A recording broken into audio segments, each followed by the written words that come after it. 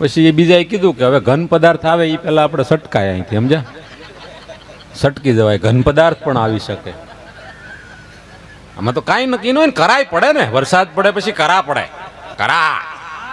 પેલા આપણે આમ અમે સીધા ઝીલતા, કરા આમ કરીને કરા પડે ને, આમ કરીને સીધો ઝીલી. યાદ કડવું નહીં રાખો, મીઠું યાદ. જો કડવી દવા ગળવાની હોય, મીઠી હોય ને ચગળવાની હોય. તમે ચા પી જાઓ કે ફુવારો થાય, મારો જવાબ ભરાય રહ્યા, ફૂ દઈને થાય ને.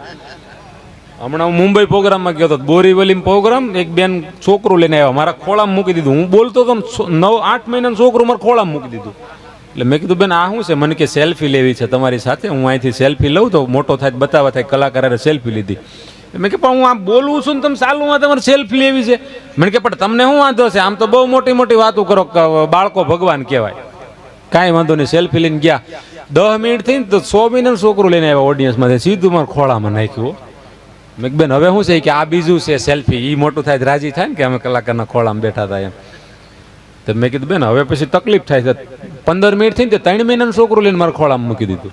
મેં બેન આ ગામ આખાના લઈ આવો, તમે વીણી વીણીને મારી પાસે સેલ્ફી લેવડાવો. મને કે તમને શું વાંધો છે? આમ તો બહુ મોટી મોટી વાત કરો, બાળક ભગવાન કહેવાય, બોલ્યા કરો, સેલ્ફી લઈ લો. પાછો 15 મિનિટ બોલ્યો ને તો 2 મહિનાનું છોકરું ઓડિયન્સમાં જ લાવીને મારા ખોળામાં મૂકી દીધું. મેં બેન હવે મહેરબાની કરીને બંધ કરો. મને કે કા તમને શું તકલીફ છે? બાળક ભગવાન કહેવાય. મેં બાળક ભગવાન કહેવાય બેન, પણ હું બીજી જોડી જભો લાવ્યો નથી. આ નો સમજાય હુઈ જાય ને કા પોગો ચેનલ જોજો કરે છે, સમજ્યા? જે આવે ને એ બધા હળવા થતા જાય. એ તો પછી એક જણો તમને એક જોક, મેળામાં 2 જણા બેઠા ને મેળામાં, તો તમને ખબર છે મેળામાં પહેલી વાર બેઠા હોય ને, પહેલી વાર એની તો હું હાલત થાય તો બેઠા હોય એને જ ખબર હોય. તે સગડોળમાં બેઠા ને, સગડોળમાં તો એક જણાએ કીધું કે ભાઈ જોજો આ સમજાય તો જ સમજાય, નકર નહીં સમજાય. અહીંયા છે ને સમજાય. હા ઘણા અહીંયા હોય તો અહીંયા ન હોય. તે સગડોળમાં બેઠા ને તે ભાઈ સગડોળના 4 રાઉન્ડ ફેર્યો ને એક જણાએ ભાઈબંધને કીધું કે ભાઈ એ કે વરસાદ વાદળા નથી ને તોય વરસાદ આવ્યો. જો 4 જણાને સમજાણું, સમજ્યા? એ કે ભાઈ કે મૂળ કઈ વાદળા નથી, કે નથી અહાડ, નથી શ્રાવણ, કે તોય કે ભાઈ સાંટા કર્યા. કે સમજ્યા? તે ઓલો બોલ્યો કે કમોસમી આવ્યો ને તો જરાક હખાર હતો, હખાર. પછી એ બીજાએ કીધું કે હવે ઘન પદાર્થ આવે એ પહેલા આપણે સટકાય અહીંથી, સમજ્યા? સટકી જવાય, ઘન પદાર્થ પણ આવી શકે. આમાં તો કાંઈ નક્કી ન હોય ને, કરાય પડે ને. વરસાદ પડે પછી કરા પડે, કરા.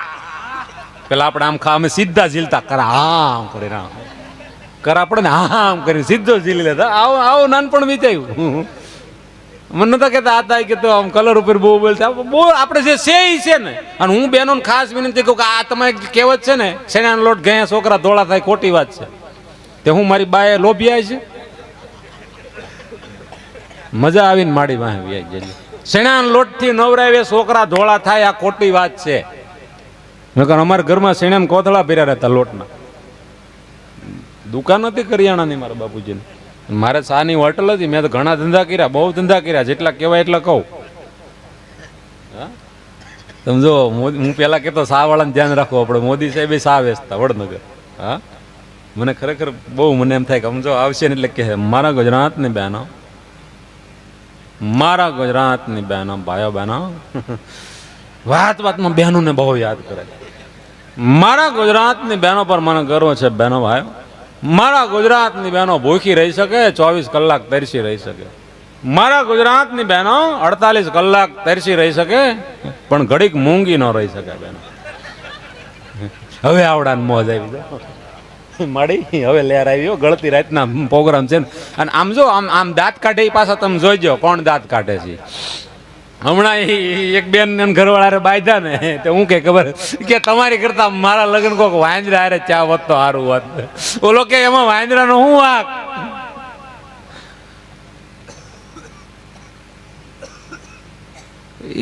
કે વાંદરા ઉપર તો દયા કર. અને તમે જોઈજો આ બહેનો છે ને, દરેક સ્ત્રી છે ને, અહીંની વાત નથી કરતો, અહીંયા બેઠા એ બહેનો બધા બહુ સારા છે, બહુ સારા. ઘડીક રહેવું ને મારે શું કામ આંખે થવું હોય, નગર કે કાળજો આવ્યો ને આપણું જ કહેતો. જેટલા પણ આ દેશમાં સ્ત્રીઓ છે ને, એની નજરમાં 4 થી 5 કેટેગરી નક્કી હોય. શું એની નજરમાં? સજ્જન, ભોળા અને ધાર્મિક અને વડીલ પુરુષ કોણ? એના પપ્પા. તમે જોજો દરેક સ્ત્રીએ 4-5 પાત્ર નક્કી કરી રાખ્યા હોય. એની નજરમાં સજ્જન, ભોળા, એકદમ ધાર્મિક કોઈ વ્યક્તિ હોય તો એના પપ્પા, અને એકદમ ભોળી સત્સંગી ડાઈ કોઈ હોય માજી તો એના મમ્મી. આ બીજી કેટેગરી. બીજું, બહુ હોશિયાર ને બહુ રૂપાળી ને બહુ ડાઈ એની નજરમાં કોઈ હોય ને તો એની નાની બેન. પછી બહુ સફળ પુરુષ, ખૂબ સારું કમાતો હોય અને ખૂબ સારો કેર કરતો હોય એવો કોઈ પુરુષ એની નજરમાં હોય તો એના બેનના ઘરવાળા, એના જીજુ. અને હાવ ચુડેલના પેટની બાધકણી એવી કોઈ એના મગજમાં હોય ને તો એને ભાભી. બેન આવીને તે દુન મારા મમ્મીને હક નથી. હા હા લઈ લો. અને એક બીજું એક પુરુષ એના મગજમાં હોય હાવ કંજૂસ, હાવ લુખેશ. ઈ કોણ? હાવ કેરલેસ. ઈ એનો ઘરવાળો. બેનો કેર કરો એનો વાંધો નહીં, કાળો કેર ન કરવો. હા, એટલે ભલે મેં કીધું એમ આપણે ઓછા બેઠા છીએ, પણ બીજા રાઉન્ડમાં માયાભાઈ આવી ગઈ ને ચા આવી ગઈ. આવો આતા આવો. અમે આતા કહીએ ને એટલે હું એક પાછ ચોખવટ કરી દઉં. આતા ઉત્તર ગુજરાતમાં પાછા અમને બહુ પૂછે તમે આતા આતા કયો એટલે હું એમ.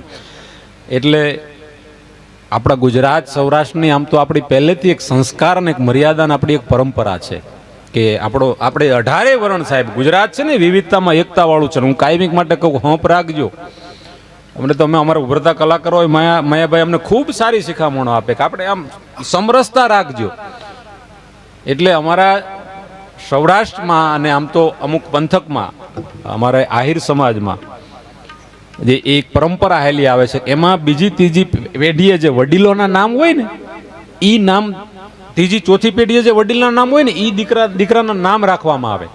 એટલે એ નામને સન્માનથી બોલાવવામાં આવે કે આપણા વડદાદા હોય એનું જ પછી આપણે જ્યાં ત્રીજી ચોથી પેઢીએ કોઈ બાળક જન્મે તો એનું ઈ નામ રાખવામાં આવે. એટલે એની પાછળ સન્માનજનક શબ્દ લાગે. એટલે આહિર સમાજમાં એ અમારી બાજુ એક પ્રેમથી શબ્દ છે કે આતા તરીકે બોલાવવું. આતાનો અર્થ થાય વડીલ. હા, એટલે અમે માયાભાઈને પ્રેમથી માયા આતા કહીને બોલાવીએ. હા, એટલે માયા આતાને ફરીવાર વિનંતી કરું કે આવો અને એવો આનંદ તરફ આવે છે. માયાભાઈ આહિર તાળીઓથી વધાવો એકવાર ફરી. અને પિયુષભાઈ સાથે એમની સાથે જે ગીતો છે માયાભાઈ સાથે જુગલબંધીમાં લઈ લેશો.